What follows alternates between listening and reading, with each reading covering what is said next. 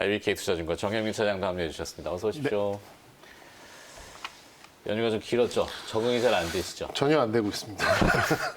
다 대부분 투자자들이 그러실 거예요. 아까 지난주 화요일 이러니까 굉장히 멀어 보이기도 하고 또 뭐 중간에 여러 가지 이벤트들이 또 나왔기 때문에 자, 또 고민해 보자고요. 하여튼 SL은 하나 공부해 봤고 자, 풀어봅시다. 오늘도 일발 장전의 주제는 두 가지인데요.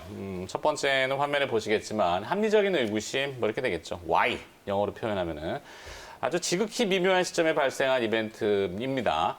아시겠지만 미국 대선을 앞두고 TV 토론 여론 후에 여론조사는 트럼프 대통령이 41%, 바이든 후보가 54%, 10%포인트 이상 격차가 벌어지는 바람에 뭐 TV 대선 토론회는 셧업이라는 쇼로 그냥 끝났는데 엉망진창이었죠, 사실. 근데도 요때 타이밍에 하필 트럼프 대통령이 코로나19 확진이 됐어요. 뭐 일부러 하지는 않았겠죠. 근데 뭐 부부가 다 이제 걸렸기 때문에 이 대선 측면에서 보면 완전히 우리식으로 표현하면 모 아니면 도의 상황입니다. 잘 이겨낸다면은 우호적인 여론이 또 조성될 가능성도 없지 않아 있고 동정 여론도 있고 물론 반면에 이제 코로나 확진 상황이 계속 확산되고 있기 때문에 아주 우호적이다라고만 할 수는 없는데 트럼프 대통령의 건강이 이상하다면 완전히 그냥 이거는 도로 가는 거죠.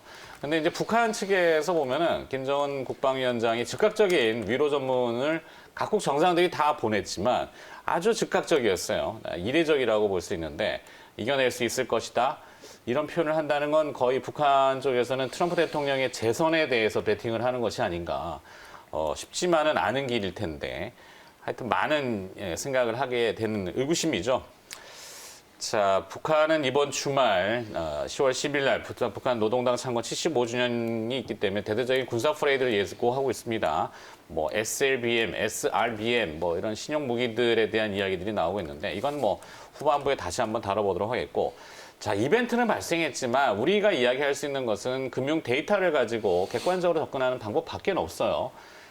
이벤트가 발생 이후에 금융 데이터들의 움직임을 잠깐 좀 보시도록 하죠.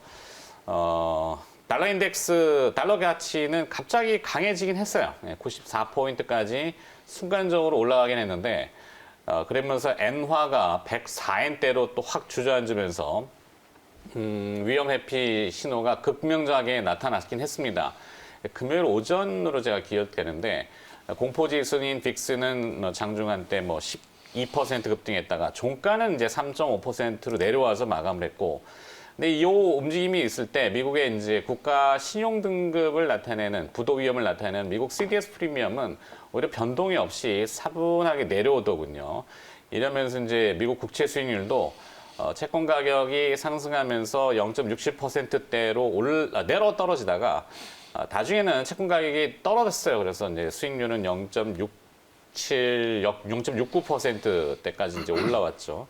그러니까 이게 다시 이게 역순환이 되면서 달러 가치가 고점 대비 밀리고 엔화는 약세로 다시 돌아서고 변동성 지수인 빅스가 끌어내려지고 결국엔 우리 항공물에도 영향을 줬단 말이죠. 우리 한국 오늘 개장은 여기에 환율은 3원이 결국엔 연휴 전보다 떨어졌기 때문에 원화 강세. 우리나라의 이제 항공물 ETF, EWY라고 하는 그 대표적인 ETF 상품이 있는데 연휴 이전보다는 한 1%가 올랐습니다. 오히려. 중간에 왔다 갔다 하긴 했지만 자, 쭉 정리해드렸는데 일단 금융 수치의 데이터만 놓고 보고 그다음에 미국의 주가지수 선물 지금 반등하는 놓고 이것만 봤을 때는 트럼프 대통령의 코로나 이슈는 쓱 이제 묻히는 진행은 봐야 되겠지만 네. 그래서 아까 이제 김현미 매니저는 뭐 제한적이다라는 표현을 이제 증권가에서 다 쓰긴 합니다만 그렇죠. 뭐 부각될 부분은 아니라고 생각이 들어요. 근데 지금 아까 말씀을 드렸듯이 아직 연휴에서 일상으로 아직 적응이 안 됐는데 아침부터 데이터를 잔뜩 보니까 전혀 와닿는 게 없습니다. 그래서 저거 뽑느라고 저도 피곤했죠. 뭐 저 데이터가 그냥 쉽게 나오는 데이터도 아니고 어디 누가 주는 데이터도 아니고 제가 다 찾아갖고 오는 데이터인데 특히 이제 EWY라고 하는 항공물 ETF 저 데이터는 구하기도 쉽지 않아요. 막 뒤져가지고 들어가야 되기 때문에. 일단 우리 증시가 뭐 다른 거를 다 잊고 뭐 10월 달에 윗방향을 향해서 확 달려갈 가능성은 그렇게 높아 보이지는 않습니다. 뭐 저런 뭐 변수들을 둘째 치더라도 지금 현재 있는 그 투심만 놓고 봤을 때도 상당히 좀 눈치를 계속 볼 가능성이 좀 매우 높다라고 좀 생각이 드는데 거기다가 또 중국은 국경절 연휴가 좀 계속 이어지죠. 예, 네. 8일까지 좀 휴식을 좀 가다 보니까 한국 시장에 대한 자체적인 이슈 그리고 미국 시장에서 나타났던 이제 지난 금요일에 있던 어떤 물론 지금은 좀 반등을 해서 좀 선물이 출발하고는 있습니다만 일본 증시는 연휴 기간에 하루 셧다운 완전히 닫아버린 거야. 그건 뭐 데이터 뭐 네. 예, 그거 안 돼가지고 세계 3위권의 그 그러니까요. 거대한 시장이 그냥 하루 완전히 닫아버렸다니까. 네, 뭐 우리 또 뭐 그러지 말라는 법 없습니다. 그러니까 그러면 뭐, 안 되겠죠. 네, 네. 뭐 연휴 기간 동안 이제 해킹의 공격이 국내 금융기관들 거래소로도 지금 이어졌다고도 합니다.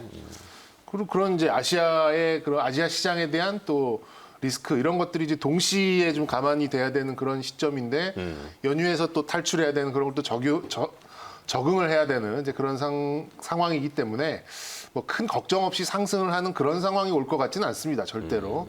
그리고 이 상태는 미국 대선 이후까지 이어질 가능성도 어느 정도 있어 보입니다. 네. 그러니까 뭐 정책적 불확실성이 높아진 그런 상황인데 누가 될지 모르는 상황에서 곧바로 이제 또 연말을 맞게 될 것이고 굳이 큰 자금들이 11월 달에 이런 것들을 무릅쓰고 그 전에 이렇게 집행될 가능성도 높아 보이지 않고 아까 저 들어오기 전에 언급을 좀 주셨습니다만 우리나라는 또 대주주 이슈도 완화될 조짐이 아직 보이지 않고 그렇게 본다 그러면 우리 시장이 뭐 걱정 없이 상승할 가능성은 높아 보이진 않아요. 그러면 이제 상당히 한정적인 뭐 언제는 수급 걱정이 없었겠습니까? 네, 뭐 상당히 한정적인 수급으로 시장에서 소화를 시키는 이제 그런 흐름이 나올 가능성이 높기 때문에 시장은 저는 보합권, 관망세에서 조금 약보합권 이렇게 좀 일단 보고 그다음에 이제 일부의 이제 개별적인 이슈로 시장을 꾸려 나가는 게 맞지 않나라는 조정도 생각이 들어요. 제한적, 상승도 제한적. 그렇죠. 그렇죠. 그렇게 보면은 시장은 궁극적으로는 약보합권에 이제 수렴하게 되는 이제 그런 흐름을 좀 보이는데, 근데 좀 희망을 걸 수 있는 부분은 이제 부양책에 대한 이슈 짚어주셨듯이 네. 좀 살아 있고,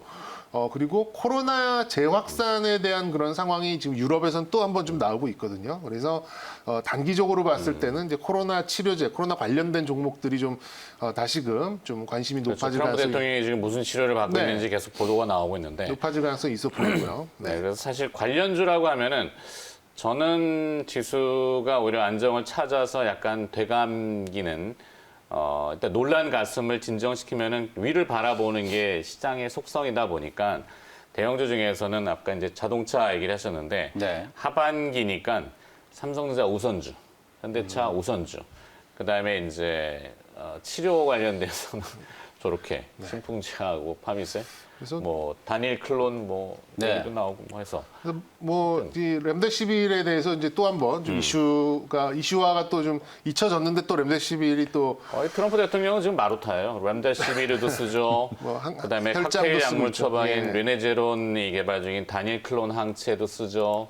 맞습니다. 오늘 아침에는 이제 덱사메타손까지 쓰신다고.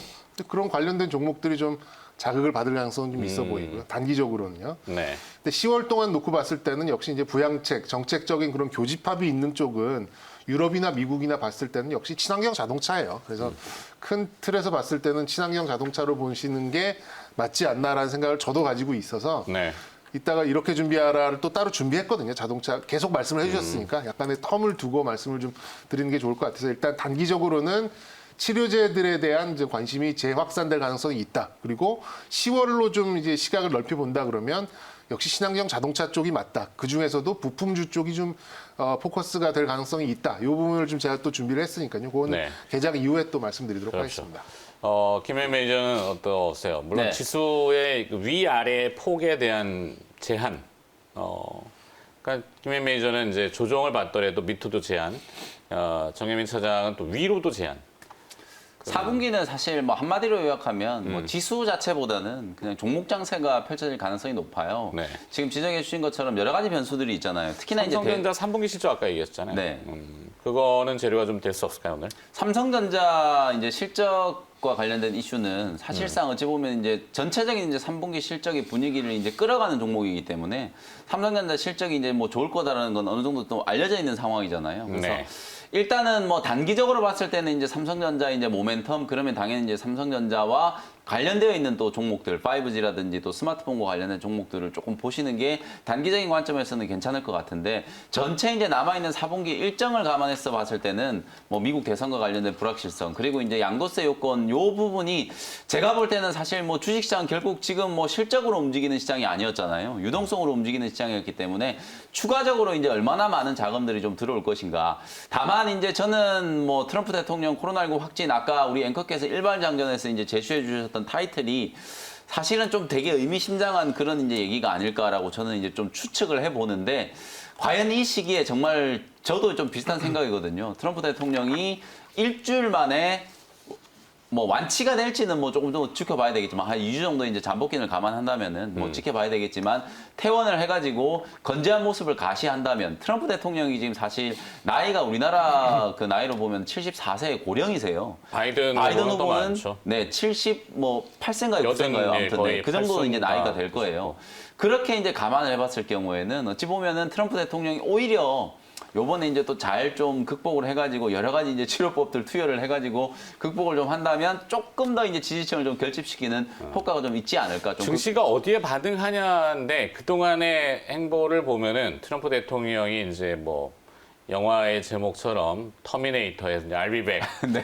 네, for the stock market 그런 이렇게 걸 참 하면은 좋아해요, 트럼프 네, 대통령이. 주시장을 위해서 자기가 돌아왔다 이렇게 네. 할 수도 있죠. 그래서 네. 또 뭐 이 추가 경기 부양책에 대한 합의가 빨라지고 재선 가더에 또 네. 뭔가 청신호가 되면 증시가 과연 뉴욕 증시도 그렇고 우리 증시도 그렇고 일단 변동성이나 불확실성이 제거가 된다면은 그 증시가 제일 싫어하는 게 불확실성 아니에요. 어떻게 될지 모른다라는 거. 그렇죠. 네.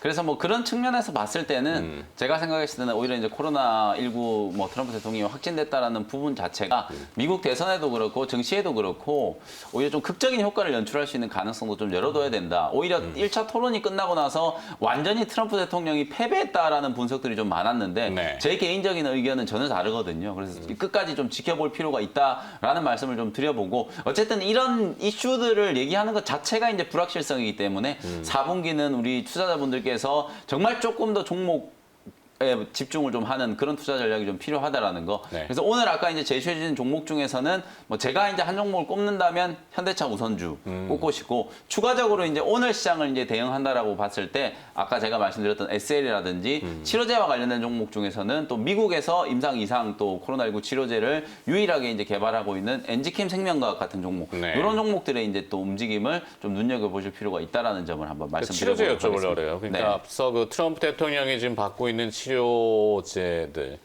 칵테일 약물 처방 그래서 리네제론사가 네. 개발 중인 단일 클론 항체. 네, 그게 이제 쉽게 얘기하면 이제 완치된 환자의 항체를 직접 이제 뽑아가지고 그걸 이제 리네젠에서 개발하고 있는 항체 치료제랑 칵테일 소위 말해서 그냥 섞어서 투여를 한다는 그렇죠. 거거든요. 이게 그야말로 아까 마루타라는 표현이 정말 좀 정확한데요. 사실 적절한 표현은 아니에요. 그쪽에 이제 정상한테 네. 제가 뭐 이제 우리 이해를 돕기 위한 거니까 이 양해를 부탁드리고. 그야말로 아직 공식적으로 인정되지 않은 치료법이지만 어쨌든 좀 지금 뭐 상황 자체가 상당히 좀 극단적인 상황이잖아요. 그래서 네. 이제 쓸 수 있는 방법은 좀 다 써본다라는 그런 차원에서 단일 클론 항체 치료제를 이제 투여를 했다. 그리고 렘데시비르는 뭐 중증 환자들한테는 분명히 좀 효과가 있다라는 게 어느 정도 좀 입증이 되어 있는 상태이기 때문에 2회 정도 지금 투여가 됐고 말씀해 주셨던 것처럼 오늘 나온 보도를 보면 이제 덱사메타손까지도 이제 그렇죠. 투여를 했다. 실제로 이제 덱사메타손 같은 경우에는 특히나 이제 고령 환자분들한테는 덱사메타손이 결국은 이제 스테로이드 계열의 치료제잖아요. 항염증 치료제이기 때문에 뭐 어떤 질병에 걸리더라도 투여를 좀 기본적으로 좀 할 수밖에 없는 그런 의약품이다. 네. 근데 이제 관련주들은 어찌 보면 이제 뭐 신풍제약 또 파미셀은 렘데시비르 이제 관련된 수혜주로 좀 많이 좀 부각이 됐었던 기업이기 때문에 그런 기업을 지금 뽑아주신 것 같고 제 개인적으로 봤을 때는 이제 치료제와 관련된 모멘텀이 조금 더 부각된다. 그리고 이제 미국의 트럼프 대통령이 이제 확진이 좀 되셨기 때문에 네. 미국 내에서 코로나19 치료제를 또 자체적으로 개발하고 있는 뭐 엔지캠 생명과학 같은 이런 기업도 다시 한번 좀 주목을 좀 받게 되지 않을까 그런 차원에서 관심주로 한번 말씀을 좀 드려보도록 하겠습니다. 그래요. 자, 김현 매니저는 이제 보내드려야 될 시간이니까 오늘은 이벤트 네, 있습니다. 오늘도 오후 4시에 뭐 오랜만에 또 4분기 이제 증시가 또 개장이 좀 됐기 때문에 전체적으로 여러분들이 4분기 시장 어떤 식으로 좀 대응을 해야 될지 전략적인 부분들 분석을 좀 해드려 보도록 할 테니까요. 장 끝나고 난 이후에 또 오후 4시에 다시 한번 인사드리도록 하겠습니다. 네. 자, 오프닝 함께 해주신 MBN 골드 김영민 매니저였습니다. 고맙습니다. 네, 감사합니다.